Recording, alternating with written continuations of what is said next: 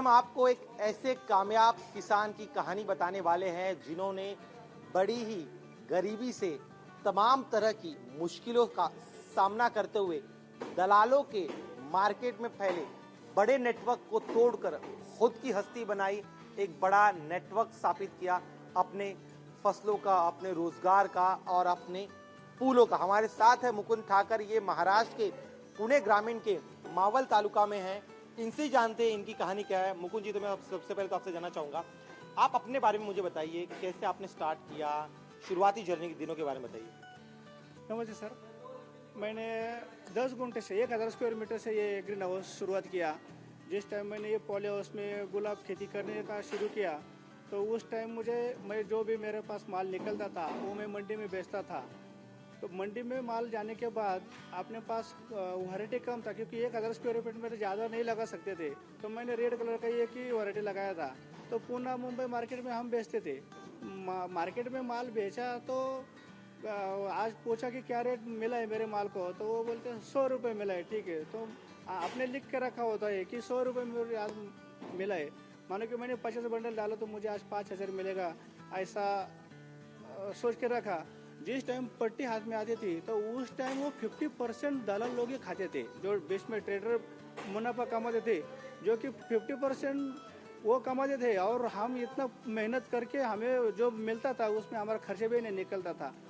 तो उनको पूछा तो वो बोलते थे तुम्हारा माल 100 रुपये से 10 ही बंडल बिका, बाकी तुम्हारा 80 रुपये से बिका। थोड़ा सा खराब वो फेंक दिया, उसमें मेरा कमीशन गया, कटिंग भाड़ा गया, हमारे तो सब काट छाट करके 50 रुपये हाथ में मिलते थे, जो कि हमारा प्रोडक्शन कॉस्ट उससे ज़्यादा था। ना हम बैंक के हफ्ते भर पा रहे थे, ना लेबर का खर्चे भी हमसे हो रहा था, लोन बढ़ते जा रहा था। तो उसमें मैंने सोचा कि जो ये ट्रेडर लोग खा रहे हैं बीच में, फार्मर को जो फ़ायदा होना चाहिए हो नहीं रहा है, तो उसमें क्या कर सकते हैं। तो उसमें स्टडी ऐसा किया कि मार्केट में हर इंडिया में जितने भी मार्केट है सब मार्केट में गया, 4-5 साल स्टडी किया उस पर कि इसमें हम क्या बदलाव कर सकते हैं। तो एंड कस्टमर को जो मटेरियल चाहिए उनको क्वालिटी का मटेरियल चाहिए, ये ध्यान में आया। क्वालिटी के साथ उनको क्वांटिटी और वैरायटी चाहिए। तो मैंने एक प्लानिंग किया कि ये अकेला आदमी कर नहीं सकता, तो हमने एक गठ स्थापन किया, एक संघ स्थापन किया। वो संघ के माध्यम में हर एक को एक जवाबदारी दिया। मानो कि मैंने 2 एकड़ फार्म बढ़ाया तो मैंने लाल वैरायटी लगाया, एक ने 1 एकड़ बढ़ाया उसको पीला वैरायटी दिया, एक ने पिंक बढ़ाया। तो क्वांटिटी में मटेरियल हमारे पास आया और क्वालिटी के ऊपर हमने बहुत ध्यान दिया। उसके बाद ट्रेडर लोग जो बीच में काम करते थे उनको जो माल हम देते थे और वो जो बिकने के बाद जो मिलता था, तो वो सिस्टम मैंने चेंज किया। उनको बोला मेरा माल क्वालिटी है, मेरे पास क्वांटिटी है और मेरे पास वैरायटी भी है। आज का रेट तुम्हारा 100 रहेगा तो मैं 80 से आपको दे दूंगा, मुझे कैश पेमेंट दे सकते हो तो मैं आपसे काम करूंगा डायरेक्ट। तो जो मेरे हाथ में 50 रुपये मिलता था पर बंच, तो मुझे 30% 35% मिलने लगा।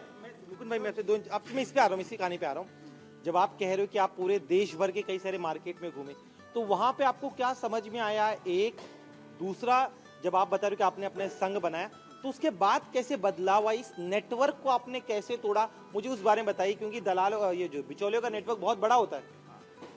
बिचौलियों का मार्केट इतना बड़ा था कि वो अपना माल गया तो अपना माल बेचने का अधिकार उनको था, जो कि हम इतना मेहनत से प्रोडक्शन करते थे लेकिन बेचने का अपने पास कोई अथॉरिटी नहीं था।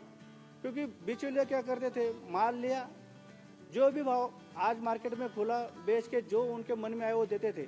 तो मैंने वो साइकिल तोड़ने के लिए बिचौलिया जो एंड कस्टमर को माल देते उनके पास पहुंचा मैं और उनको बोला बिचौलिया आपको मेरे से लेके दे रहा है, मेरे से वो 50 में ले रहा है, आपको 100 में दे रहा है, मैं आपको डायरेक्ट 80 में दे दूंगा, लेकिन मुझे पेमेंट कैश दे दो। वैरायटी, क्वालिटी और क्वांटिटी का जिम्मेदारी मैं ले लूँगा। जिस टाइम क्वांटिटी अपने पास बढ़ा उस टाइम वैरायटी और क्वालिटी भी मैंने ध्यान दिया। इधर पैकिंग चालू है, ये पैकिंग में मैंने सब आदमी को बोल के रखा कि जो 10 फूल हम बिक रहे 200 फूल अच्छे जाना चाहिए। और पैकिंग में क्या होता है, 12 फूल ऊपर अच्छे डालते हैं, बाकी लोग 8 फूल खराब डालते हैं। तो बीच वाले क्या करते हैं, तुम्हारा नीचे का फूल खराब रहता है इसलिए तुम्हारा इतना रेट कम मिला। हम 200 फूल एक बंच में अच्छा डाला, आगे जो एंड कस्टमर को माल दिया उनका विश्वास हमने संपादन किया कि देखो हमारा बंच कौन सा भी खोलो और देखो कि हमारे बॉक्स में जो भी माल आएगा 100% सब मटेरियल अच्छा ही आएगा। 2% भी खराब आए तो पूरा माल का पैसा छोड़ूंगा। तो उनको थोड़ा विश्वास आया कि बीच में ये 20 रुपए 30 रुपए खा के उनके पास जो भी खराब मटेरियल रहेगा, सड़ा रहेगा, वो अपने को दे रहे, ये तो हमें डायरेक्ट दे रहे, तो इसमें क्वालिटी भी अच्छा आ रहा है और 2 रुपए सस्ता भी मिल रहा है। तो डायरेक्ट एंड कस्टमर हमसे जुड़े, तो वो अकाउंट पे पैसा पहले लगाने लगे, जो कि बिचौलिया हमें महीने के बाद पैसा देते थे।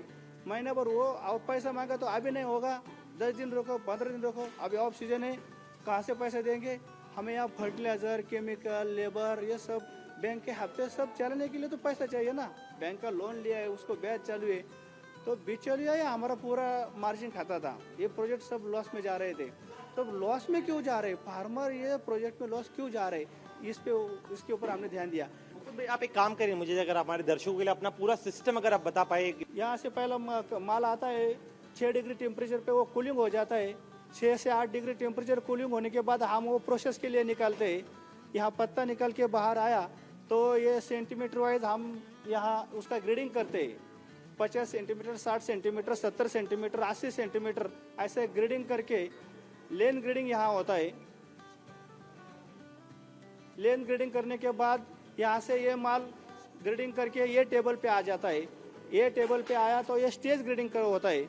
यहाँ first stage, second stage, third stage कि मिक्सिंग माल गया तो उसको भाव नहीं मिलता, इधर पैकिंग हो जाता है। अभी देखो ये सेकंड रिंग का स्टेज है। कोई कस्टमर को सेकंड रिंग, जिसको दूसरे दिन यूज़ करना है वो सेकंड रिंग मांगता है, जिसको 3 दिन के बाद यूज़ करना है वो फर्स्ट रिंग मांगता है, जिसको आज यूज़ करना है वो थर्ड रिंग मांगता है। जैसा ऑर्डर आता है, जो स्टेज में चाहिए उसके हिसाब से क्वांटिटी में मटेरियल हमने चालू कर दिया। इसके बाद तो ये कटिंग, इधर से ये माल कटिंग होने जा रहा है। इधर से ये माल यहाँ आता है, यहाँ सेंटीमीटर वाइज कटिंग होता है। इधर आके हम सेंटीमीटर वाइज कटिंग कर देते हैं। ये कटिंग करने के बाद कैरेट में माल लगा के हम 4 डिग्री से 6 डिग्री तक 12 घंटा कोल्ड रूम में वापस उसको कूलिंग कर देते हैं। ये कूलिंग करने के बाद ट्रांसपोर्ट में 40 घंटे तक माल खराब नहीं होता। ये स्टोर किया, इधर प्रॉपर कूलिंग किया, ये कूलिंग करने के बाद पैकिंग किया तो इसका वास्ट लाइफ बढ़ता है। जो कि फुल फार्मर हार्वेस्टिंग करके बेचते थे वो 2 दिन 3 दिन में उसका लाइफ था। इधर कूलिंग करने के बाद इसका लाइफ हमने बढ़ा दिया, ये 15 दिन तक चलता है। अभी ये माल यहाँ मार्केट जा रहा है, अभी गाड़ी लोड हो रहा है। ये सब हाँ फिक्स ऑर्डर करके अमाउंट अकाउंट पे आने के बाद ही माल हम यहाँ से छोड़ रहे। जो कि हम पहले मार्केट में माल बेचते थे, मार्केट में जाने के बाद, बिकने के बाद महीना 2 महीने के बाद पेमेंट आता था। तो आज हमने पूरा सिस्टम चेंज कर दिया है। 2005 में हमने शुरुआत किया था, 2008-9 तक हमें मार्केट ढूंढने में ही गया कि कौन सा मार्केट में क्या माल चलता है। 2-3 साल स्टडी करने के बाद एरिया बढ़ाने का सोचा। एरिया बढ़ाने के लिए हमने हमारे सब रिश्तेदार को ये किया कि आप गन्ने का खेती कर रहे, धान लगा रहे, उसमें से आपको कितना मुनाफा मिल रहा है और वो भी आप ट्रेडर को दे रहे तो मुनाफा वही खा रहे, तो हम फुल खेती करेंगे, थोड़ा सा डेयरिंग करो। हाँ, जो शुरू किया तो उस टाइम मेरा साल का 3 लाख 4 लाख तक ट्रांजेक्शन होता था, लेकिन अभी बढ़ते गया था। अभी मेरा दिन का 1.25 से 1.5 लाख तक ट्रांजेक्शन हो रहा है। यानी ये आप कह रहे जो 3 से 4 लाख आपको महीने का होता था? साल का। अच्छा, साल भर का मेरा टर्नओवर 3 से 4 लाख का होता था।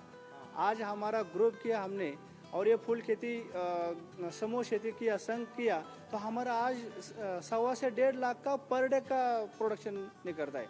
अब किन किन राज्यों में, शहरों में आपका माल जाता है और क्या विदेश में भी आप डायरेक्ट भेज पा रहे हैं? डायरेक्ट वहाँ के जो बड़े व्यापारी है, फूलों की डिमांड तो बहुत होती है। अभी इंडिया में हमने दिल्ली मार्केट में जाता है, जम्मू जाता है, कोलकाता जाता है, इधर अपना गुवाहाटी जाता है, अपना सूरत, अहमदाबाद, बड़ौदा, राजकोट, इधर पटना हुआ, हैदराबाद, इधर गोवा, सभी स्टेट में हमारा माल अभी जा रहा है। तो आप देश के अन्य किसानों को क्या कहेंगे जो अभी भी उस सिस्टम में है? अभी पूरा अपना देश में जो सिस्टम चल रहा है, फार्मर लोग जो गठ खेती करना चाहिए वो करते नहीं, खुद का माल लेके जाते हैं। लेकिन फार्मर ने क्या करना चाहिए, माल निकलने के बाद पेशेंस रखना चाहिए, उसको प्रोसेसिंग करके बेचना चाहिए। जो भी माल निकलता है तो तुरंत मार्केट में बेचा, जो भाव मिला 100 भाव मिला लेके आए पैसा, ऐसा नहीं होना चाहिए। उन्होंने उसको प्रोसेस के ऊपर जाना चाहिए। मानो कि दूध डेयरी वाला कोई दूध कर रहा है, दूध लेके जा रहा है, डेयरी को दे रहा है, वो प्रोसेसिंग कर रहा है, तो प्रोसेस खुद करना चाहिए।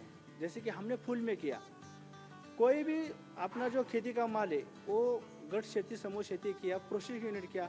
अभी सब्जी करते हैं, प्याज लगाया, निकाला प्याज मार्केट में बेच दिया। ट्रेडर लोग क्या करते हैं, वो सब फार्मर से खरीदता है, स्टॉक करता है, जिस टाइम भाव बढ़ता है उस टाइम बेचता है, फार्मर को उसका रेट नहीं मिल रहा है। तो फार्मर लोगों ने ये सोचना चाहिए और सरकार का भी ये सपोर्ट होना चाहिए कि हर तहसील में एक एक बड़ा बड़ा कोल्ड स्टोर ऐसा फार्मर के लिए खड़ा करना चाहिए, जो कि स्टोर कैपेसिटी बढ़ाया तो जो ट्रेडर लोग बीच में सब फायदा उठा रहे हैं वो डायरेक्ट सीधा फार्मर को मिलेगा और फार्मर का ये दुगना हो जाएगा।